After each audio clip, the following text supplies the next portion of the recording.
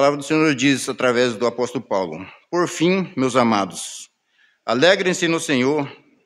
Nunca me canso de dizer-lhes estas coisas, eu faço para protegê-los. Cuidado com os cães, aqueles que praticam o mal, os mutiladores que exigem a circuncisão. Pois nós que adoramos por meio do Espírito de Deus, somos os verdadeiros circuncidados. Alegrem-se no que Cristo Jesus fez por nós. Não colocamos nenhuma confiança nos esforços humanos, ainda que, se outros pensam ter motivos para confiar nos próprios esforços, eu teria ainda mais. Fui circuncidado com o 8º dia de vida. Sou israelita de nascimento, da tribo de Benjamim, um verdadeiro hebreu. Era membro dos fariseus, extremamente obediente à lei judaica. Era tão zeloso que perseguia a igreja, e quanto à justiça, cumpria a lei com todo rigor. Pensava que essas coisas eram valiosas, mas agora as considero insignificantes por causa de Cristo. Sim, todas as outras coisas são insignificantes comparados ao ganho inestimável de conhecer a Cristo Jesus, meu Senhor. Por causa dele, deixei de lado todas as coisas e as considero menos que lixo, a fim que possa ganhar a Cristo e nele ser encontrado. Não conto mais com minha própria justiça, que vem da obediência à lei, mas sim com a justiça que vem pela fé em Cristo, pois é com base na fé de Deus que nos declara justos. Quero conhecer a Cristo e experimentar o grande poder que o ressuscitou. Quero sofrer com ele, participando de sua morte, para que de alguma forma alcançar a ressurreição dos mortos. Não estou dizendo que já obtive tudo isso, mas já alcancei a perfeição. Mas prossigo a fim de conquistar essa perfeição para a qual Cristo Jesus me conquistou. Não, irmãos, não a alcancei, mas concentro todos os meus esforços nisso. Esquecendo-me do passado e olhando para o que está adiante, prossigo para o fim da corrida, a fim de receber o prêmio celestial para a qual Deus nos chamou em Cristo Jesus.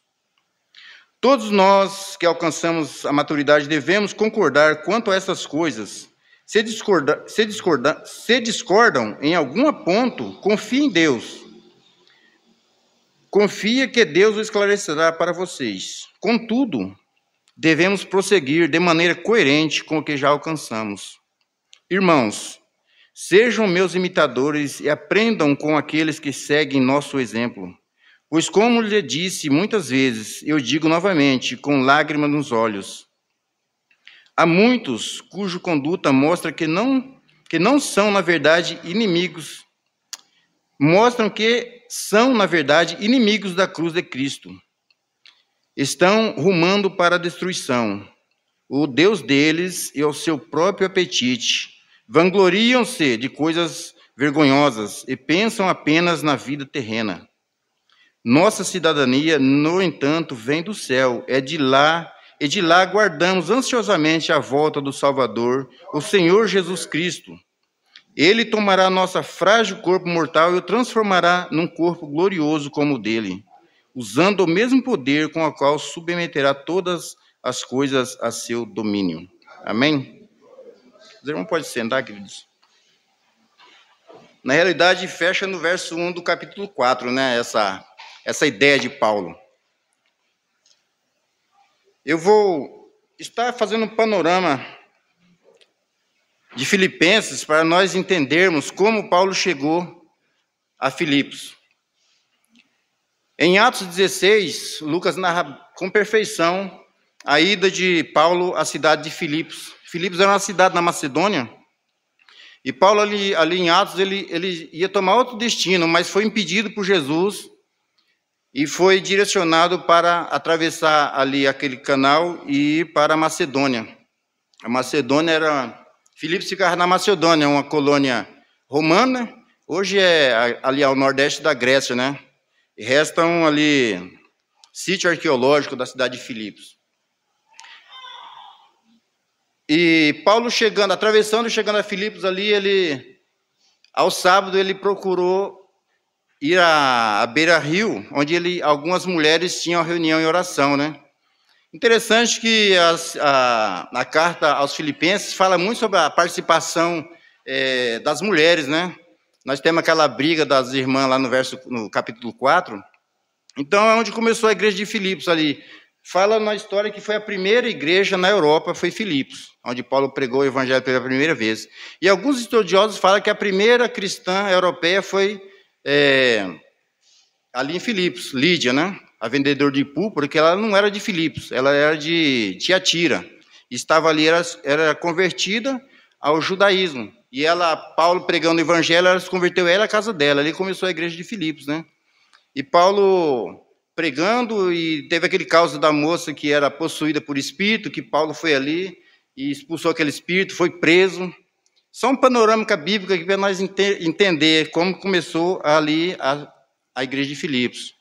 Paulo foi preso, mas Silas, e apanharam bastante, e mesmo assim cantaram e oraram, e as paredes caíram.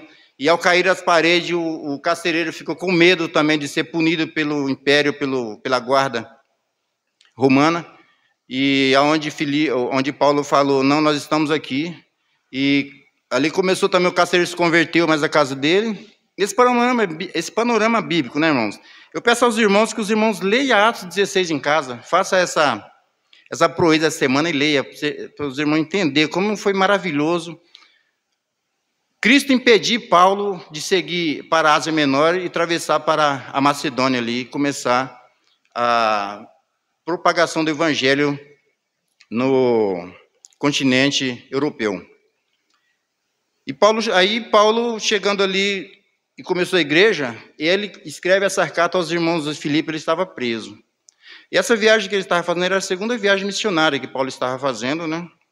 E ele estava preso quando ele escreveu aos Filipenses. Era uma igreja que ele tinha um amor profundo, a intimidade, e essa igreja também era bem conectada com Paulo. Ele conta na sua carta que foi a única ali que mandava donativos a ele na prisão, né? Apesar de ser uma igreja mais fraquinha, tinha Tessalônica, que era a capital ali da Macedônia, uma igreja forte, rica, e não tinha esse carinho, esse contato com Paulo. E Paulo era muito grato a essa igreja, tinha um carinho muito grande. Até que ele começa a carta aos Filipenses, dizendo: Paulo e Timóteo, escravos de Cristo Jesus, escrevendo a todo o povo santo em Cristo Jesus, escravo de Jesus, escrevendo a todo o povo santo em Cristo Jesus, que está em Filipos, incluindo bispos e diáconos, que Deus, nosso Pai, e o Senhor Jesus Cristo, lhe deem graça e paz. Essa mania de Paulo de saudar os irmãos, graça e paz, né? Só quem a graça de Deus, quem tem paz, está debaixo da graça. E aqui nós vemos, amados, que ele dá uma recomendação. Ele começa a carta, o verso 3, ele fala assim, por fim, ele está terminando a carta, mas ele tem algumas recomendações para esses irmãos. Ele fala, por fim, meus irmãos, alegre-se no Senhor. Ele continua incentivando os irmãos até a alegria. Porque aqueles irmãos, queridos, nós, olhando aqui no capítulo 1, Paulo foi preso, e num certo modo, eles ficaram abalados com a prisão de Paulo. No capítulo 1, verso 12, Paulo escreve, quero que saiba, irmãos, que tudo que me aconteceu tem ajudado a propagar as boas novas. Pois tudo aqui, incluindo toda a guarda metropolitana, a guarda do palácio, sabem que eu estou preso por causa de Cristo. Ele está incentivando os irmãos, se alegrem, eu estou preso por causa de Cristo. Continue com essa mesma alegria. E no capítulo 2, é um hino cristológico do mais lindo que tem na Bíblia. No capítulo 2, no verso 5, ele dá o próprio Cristo como exemplo, para aqueles irmãos estarem alegres e firmes e constantes na presença de Deus. O capítulo 2, verso 5, nós sempre cantamos esse hino aqui, né? O irmão Marcos aqui conhece muito bem. Que ele diz, tenham a mesma atitude demonstrada por Cristo. Capítulo 2, ele incentivando os irmãos até alegria e constância e prosseguir. Ele dá o exemplo de Cristo. Embora sendo Deus, não considerou por ser igual a Deus. Em vez disso, esvaziou-se de si mesmo, assumindo a posição de escravo e nasceu como ser humano, quando veio em forma humana. Humilhou-se e foi obediente até a morte de cruz. Por isso, Deus o elevou ao lugar de mais alta honra. E lhe deu o nome que está acima de todo nome, para que todo o nome de Jesus, todo joelho se dobre, nos céus e na terra e debaixo da terra, e toda língua declara que Jesus Cristo é o Senhor, para a glória de Deus Pai. Então ele vem aqui incentivando aos irmãos a continuar com alegria, prosseguir, ele falou que ele estava preso por causa de Cristo, estava ganhando vidas, programando o evangelho na prisão, e aqui ele dá o exemplo de Cristo, e no 3, ele continua. Por fim, meus amados, alegre-se no Senhor, nunca me canso de dizer essas coisas, eu faço para protegê-los, aqueles irmãos, de abandonarem a fé. Ele tinha alegria em escrever, em orar, aqueles irmãos. Ele fala, cuidado com os cães. Amados, nós, como uma igreja bem erudita, bem entendível do evangelho, nós sabemos que os judeus chamavam o gentio de cães, e aqui Paulo está chamando os judeus de cães. Ele está falando que cuidado com os judaizantes, essas pessoas que estão querendo que vocês se circuncisem, porque eles entravam na igreja e começavam a falar para os novos convertidos, principalmente os gentios. É Cristo, mas tem que se circuncidar. Era a lei judaica, a lei de Moisés que eles estavam trazendo. E Paulo está falando aqui, cuidado com os cães, aqueles que praticam o mal. Tinha muitos obreiros dentro das igrejas, deturpando a palavra viva de Cristo que Paulo tinha pregado em Filipos. E o povo estava meio dividido. Era muito difícil naquela época para um pregador, para os apóstolos, para os pais da igreja, que era muita heresias. Era judaísmo, era gnóstico, os homens que sabiam tudo, era filosofia grega. E o pessoal ficava muito dividido, e Paulo estava constante. Não é só nessa carta, em muitas outras cartas ele está constante falando sobre isso. Cuidado com os judaizantes, cuidado com os cães, ele tem aquele cuidado de instruir a igreja. Aí, a partir do verso 5, queridos, Paulo fala aqui, ó, o 4 diz aqui, ó, minha esposa esquece essa Bíblia aqui, eu fico perdido, com os versículos lá no meio no verso 4 diz, ainda que outros pensam ter motivo para confiar nos próprios esforços, eu teria ainda mais. Aí ele dá as credenciais dele. Ó. Ele poderia confiar, mas ele confiava em Cristo. Fui circuncidado com 8 dias de vida, sou israelita de nascimento da tribo de Benjamim, na verdade, hebreu. Era membro dos fariseus, extremamente obediente à lei judaica. Era tão zeloso que perseguia a igreja. Quanto à justiça, cumpria a lei com todo rigor. Paulo está colocando ele como exemplo de uma pessoa que deixou tudo que ele sabia. A formação acadêmica, a família, onde ele nasceu, que ele era judeu.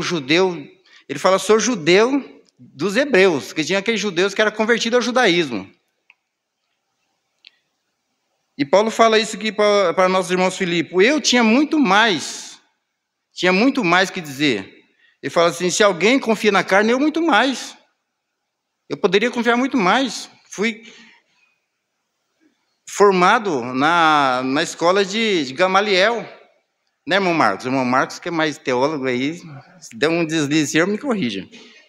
Então, Paulo fala assim, eu tinha muito mais gabarito para se confiar na minha carne. Eu sou judeu, hebreu, natural, não tem misticismo aqui, não sou fariseu, aqui, extremamente zeloso da lei, zeloso. Ele cumpria, como é que diz, cumpria a lei ao pé da letra, né? Era tão zeloso que perseguia a igreja, tão zeloso. Quanto à justiça, cumpria a lei com todo rigor. Ele era um cara impecável como judeu. Ele tinha todos os requisitos para se gabar do que ele era, mas ele continua. Pensava que essas coisas eram valiosas, mas agora as considero insignificantes por causa de Cristo. Querido, muitas das vezes, pessoas se convertem, pessoas intelectuais, pessoas de posses, pessoas que têm um QI acima, e se eles colocam aquilo como se aquilo fosse santificar a sua vida, mas Paulo está colocando isso tudo como lixo. Isso tudo é insignificante diante do poder de Cristo, o poder transformador de Cristo em nossas vidas. Ele pensava, como dizia, pensava que essas coisas eram valiosas. Querido, nossa vida lá fora não tinha valor nenhum, nós éramos mortos em pecados e delitos, mortos. Nós poderíamos ter vários diplomas na parede, nós poderíamos ter vários dígitos na conta bancária, vários carros na garagem, empresas, ou um funcionário de alto cargo, ou mesmo sendo uma pessoa comum no meio da multidão, não valia nada. Sem Cristo Jesus não valia nada, nada, nada. E Paulo está colocando isso para os filipenses aqui. Ele está colocando a vida dele como exemplo. E no verso 7, diz ele: sim, todas as coisas são insignificantes comparada ao ganho inestimável de conhecer Cristo Jesus, meu Senhor. O ganho inestimável, querido, nós conhecemos a Cristo e ser conhecido dele. Quando Cristo nos resgata da nossa vida pecaminosa, que nós estamos indo diretamente para o precipício, para a condenação, para a ira de Deus, e Deus nos resgata, nós fazemos... o que significa conversão? É se convergir, nós estamos indo para essa direção e volta. O crente se converte a Cristo, ele volta. Ele está indo para o inferno, ele volta para o paraíso, para onde Cristo está à nossa espera. O cristão, o ímpio, ele está indo... O Provérbios 4,18 diz: o caminho do justo é como a luz da aurora. Vai brilhando cada dia mais e mais até ser dia perfeito. Assim somos nós, os cristãos. O justo, justificado pelo próprio Cristo. Nós deixamos de ir em direção ao precipício, nossa vida de pecado, adultério, roubo, prostituição, vícios. Pessoas aceitam propina, o crente não aceita mais, mentem, brigam. Todo tipo de iniquidade que afronta a Deus, o ímpio pratica. Mas quando fazemos a conversão em direção à cruz, em direção ao Cristo, que está sentado à destra do Pai, nós vamos se limpando dessas coisas, se limpando, deixando para trás. Isso vai ficando para cá, isso vai ficando para cá, e vamos em direção à cruz. Paulo fala: prossiga para o alvo, e nosso alvo é Cristo. Nós não podemos olhar para um lado nem para o outro. Jesus fala: quem lança a mão do arado e olha para trás não é digno do meu reino. Não tem como, queridos. A gente, não sei se alguns irmãos já mexeu com esse negócio de arado. Você tem que ir olhando aqui, ó, certinho, não pode olhar para um lado, senão você se desvia do caminho. Assim é quem lança a mão para andar com Cristo, não pode se desviar do caminho. Quem lança a mão do arado e olha para trás não é digno. Quem entrega a vida a Cristo e começa a olhar para um lado, para o outro, se desviar do caminho, não é digno da cruz de Cristo, não é digno do seu sacrifício, não é digno de estar na fileira do justo. A gente, quando estamos seguindo a Jesus, nós temos que nos encher do fruto do Espírito. Na reunião dos homens, aqui na festa dos homens, foi pregado muito sobre isso. Encher do fruto do Espírito, amor, bondade, domínio próprio, mansidão. O crente vai se enchendo do fruto do Espírito, se enchendo da glória de Deus, se santificando até ser dia perfeito. Assim é o caminho do justo. E no verso 19 de Provérbios diz: o caminho do ímpio é como a escuridão, não sabe nem onde está pisando. Assim éramos nós, na escuridão do pecado. Um pecado a mais, um pecado a menos não fazia diferença, porque nós não sabíamos onde estava pisando. Certa vez um pregador pregando falou assim: o crente é como um quadro branco, como a neve, lavado pelo sangue de Cristo. O pecador é como um quadro que está lá na parede, todo mundo chega e joga um pedacinho de barro nele, uma pinta. E o crente é aquele quadro branco. Aquele quadro sujo, um pecado a mais, ninguém vai fazer diferença, não vai olhar e não vai ver um risco a mais, um borrão a mais. E o cristão, quando é lavado pelo sangue do Cordeiro, está branco, alvo como a neve. Se ele deslizar, pecar, todo mundo vê. Fala: pecou, mentiu, prostituiu, adulterou, roubou, aceitou uma propina, falou mal do irmão, brigou. Então, nós somos lavados, somos um quadro branco, fomos alvejados pelo sangue de Cristo. Nós temos que seguir se despojando do velho homem, tirando todo o pecado, aquilo que nos impede de ser dia perfeito. Para isso, nós temos que estar na presença de Deus. Prossiga. A ordem de Paulo é prossiga para o alvo.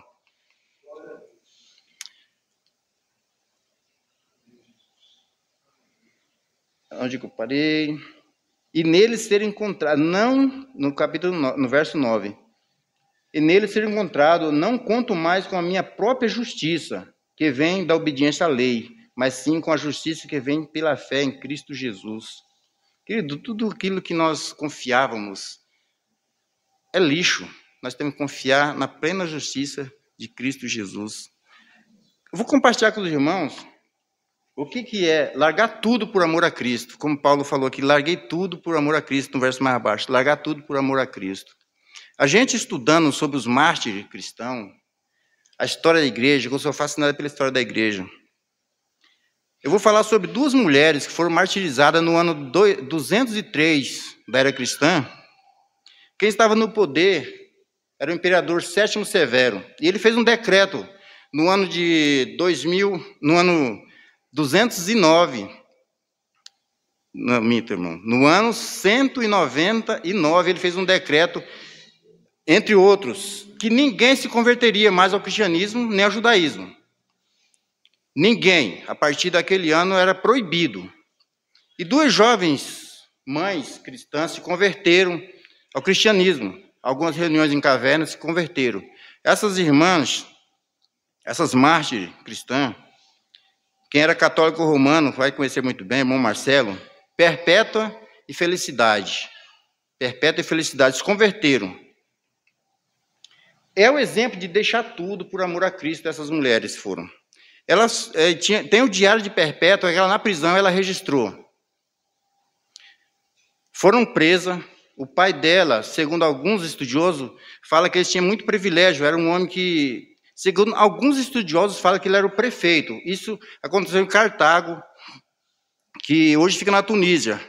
Ali tinha um reino de Cartago que eles lutaram muito contra Roma, até Roma tomar ali e fazer uma colônia romana também. E ela era cidadã romana. E elas se converteram e se cultuavam escondida. E alguns, sempre tem aqueles que entregam, né? Foi e falou ao prefeito, o comandante daquela cidade, que tinha esses jovens ali se reunindo. Foi e prenderam elas. Perpétua tinha uma criança de 2 anos, a qual amamentava. Felicidade estava grávida de 8 meses. Perpétua era uma serva, era uma senhora de alta posse, de alto gabarito, e Felicidade era sua serva. E ambas foram presas. E conta na história que o pai dela chegou na prisão e falou: minha filha, tenha piedade, tenha dó do seu pai, seu velho pai, do seu filho pequeno que está amamentando, tenha dó do seu velho pai que tanto trabalhou para te dar estudo, uma vida boa, uma posição diante do imperador. Negue-se a esse Cristo. Aí ela disse: papai, o senhor está vendo aquilo dali? Tinha um vaso dentro da prisão. Ele falou: estou vendo, é um vaso. Pois é, tem como mudar? Ele falou: não, é um vaso. Eu pus isso, assim sou eu sou uma cristã. Não tem como mudar, eu sou cristã. Aí, no relato dela, escrevendo diários, que o pai dela avançou nela querendo esmagá-lo, mas enfim, esbofeteou e deixou ela para lá. E saiu, falou: está por conta, né? Falando assim, não faço mais nada. E saiu. E a gente lendo, é gostoso ler a história da igreja. Ela conta no diário dela que aí ela conseguiu algum privilégio de alguns diáconos comprar os guardas, né? O jeitinho. Não é só o jeitinho brasileiro, não, né? Em Cartago já tinha esse jeitinho. Compraram o guarda ali e conseguiu levar o filho dela para ela amamentar a criança, porque a criança estava já bem debilitada.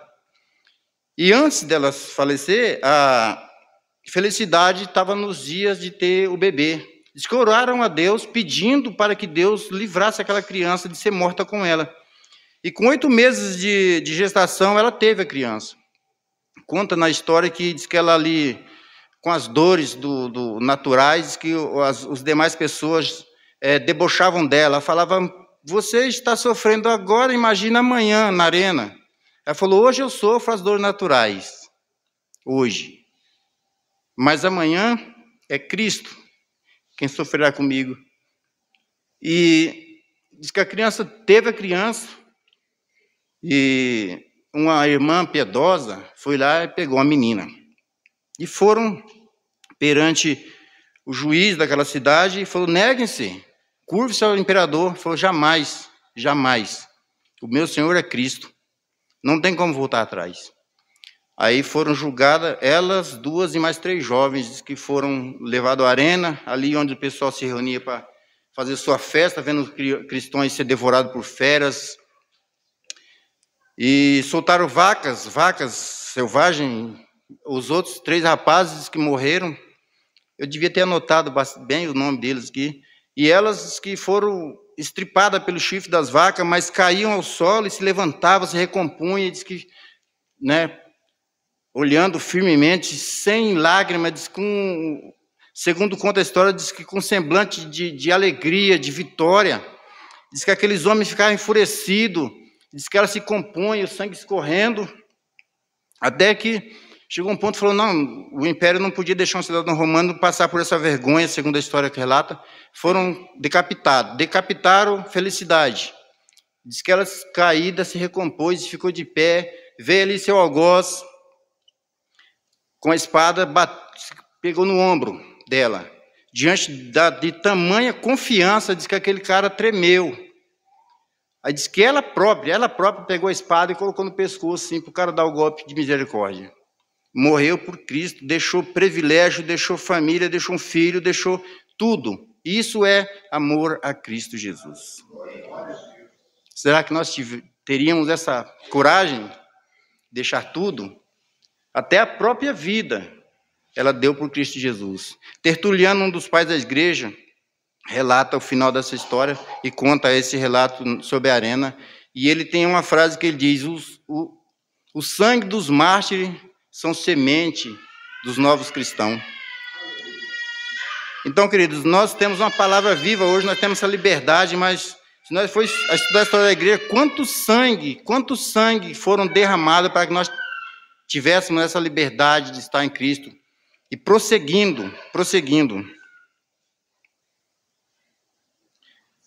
E no verso 10, Paulo diz, quero conhecer a Cristo e experimentar o grande poder que o ressuscitou. Quero sofrer com ele, participando de sua morte, para de alguma forma alcançar a ressurreição dos mortos. Verso 10 diz, não estou dizendo que já obtive tudo isso, que já alcancei a perfeição, mas prossigo. A ordem é prosseguir. A gente não alcançou a perfeição, mas temos que prosseguir. Diante da diversidade, prossiga. É a ordem que Paulo fala para os filipenses. Prossigo, quer dizer, prossigam. Nós não alcançamos ainda.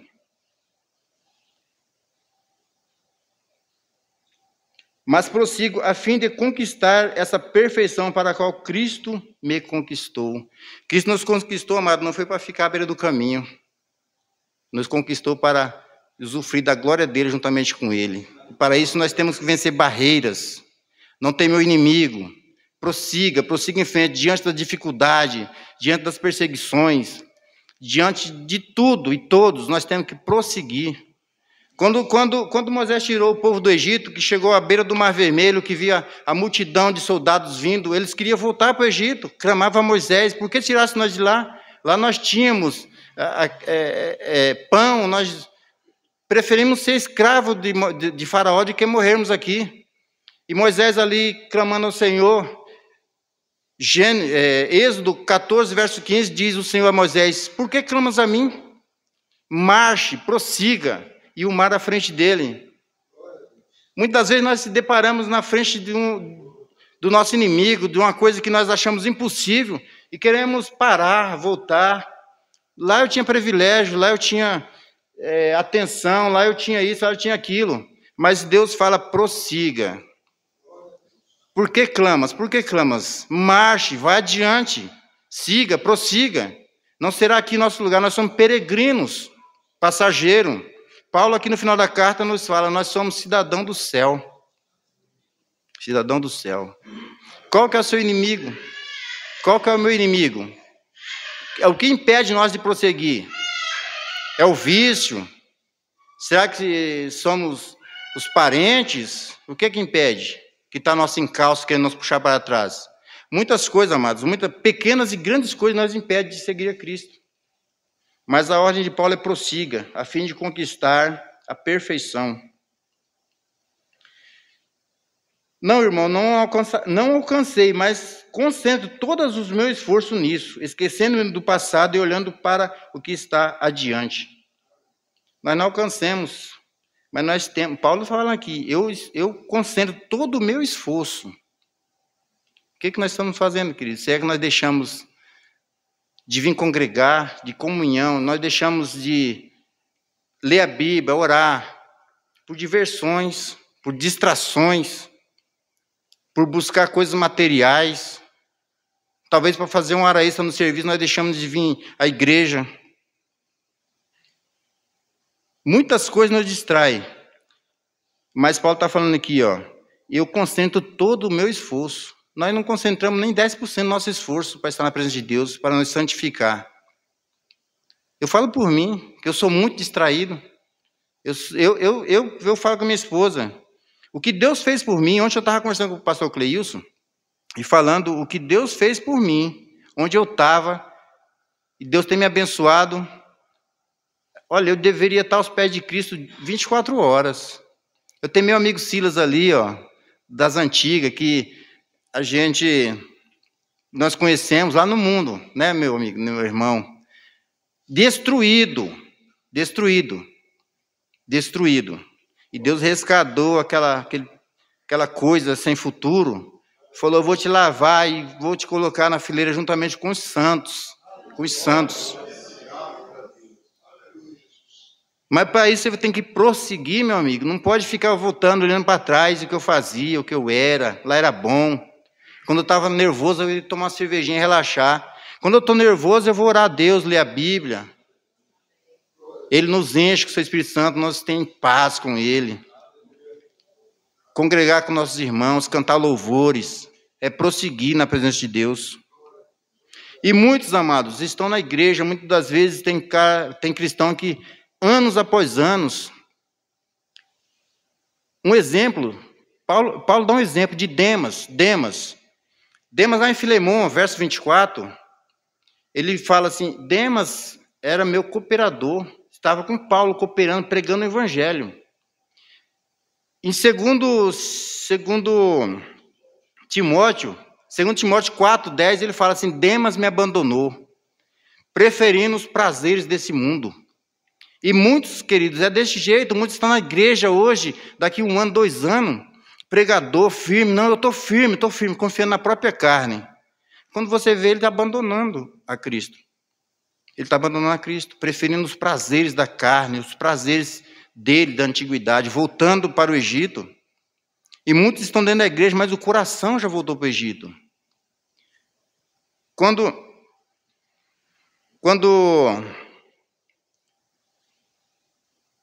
o povo estava saindo do Egito, querendo voltar, brigando com Moisés, querendo voltar, quando Moisés subiu ao monte, ficou 40 dias, o povo apavorou e falou, Arão, faça-nos imagem para que nós possamos adorar. Eles voltaram a adorar as coisas do Egito. E muitos estão assim, eles estão no meio da igreja, junto com o povo, igual o povo de Israel, mas eles já estão adorando os ídolos, as pessoas, adorando aquilo que dá prazer lá fora. Já não estão mais com Cristo, não estão andando mais conosco, com os justos, com os santos.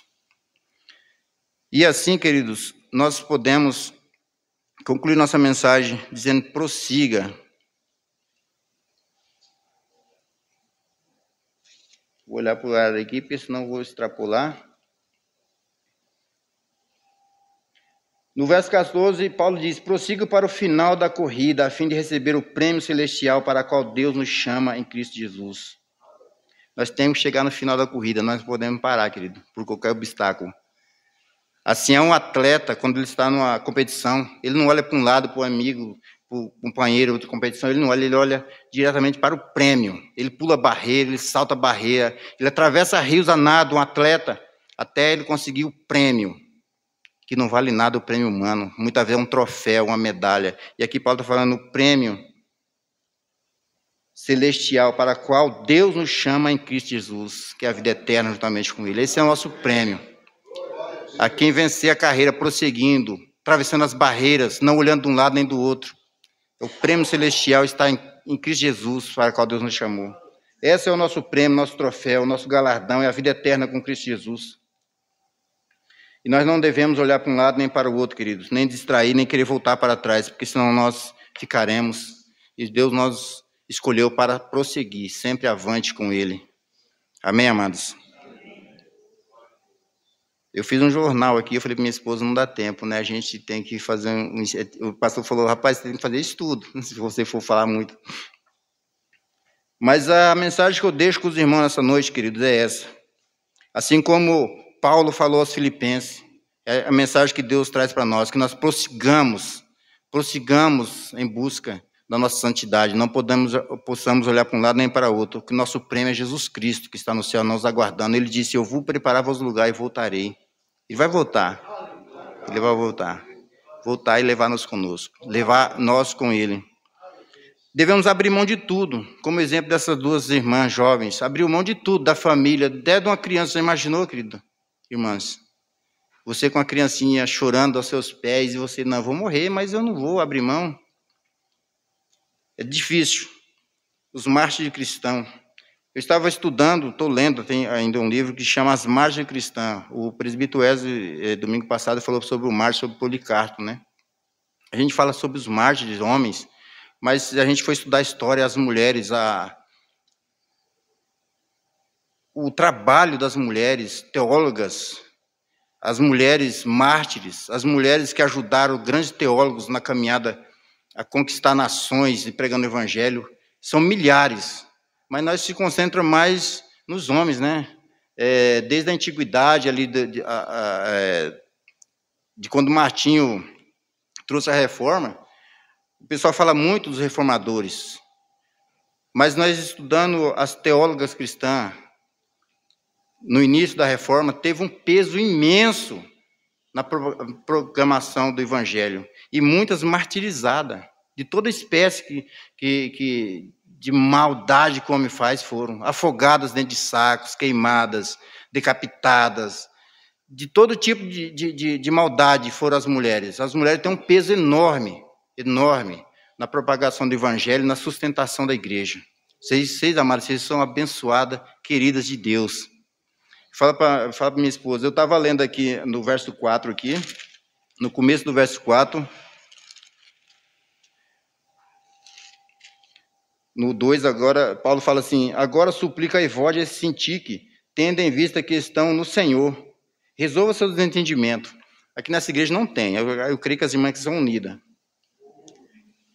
E ele fala aqui, resolva seus entendimentos, e peço a você, meu fiel colaborador, estava falando algum bispo da igreja, que ajude essas duas mulheres, pois elas trabalharam arduamente comigo na programação do evangelho.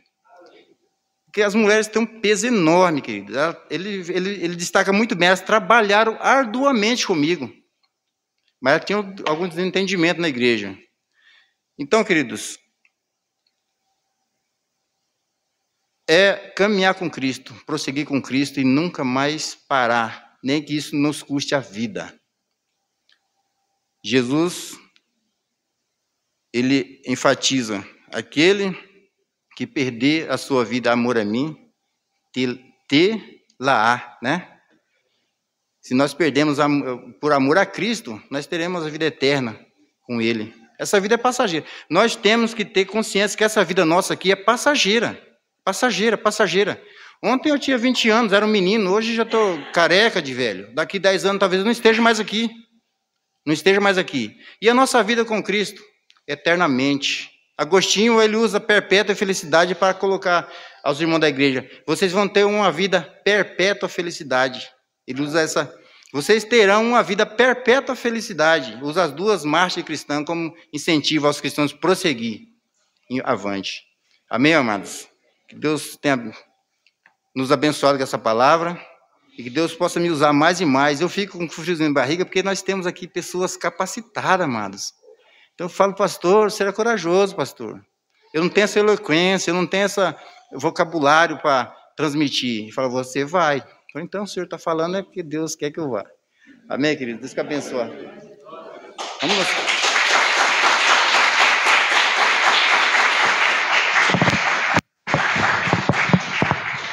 Vamos nos colocar de pé, está orando ao Senhor.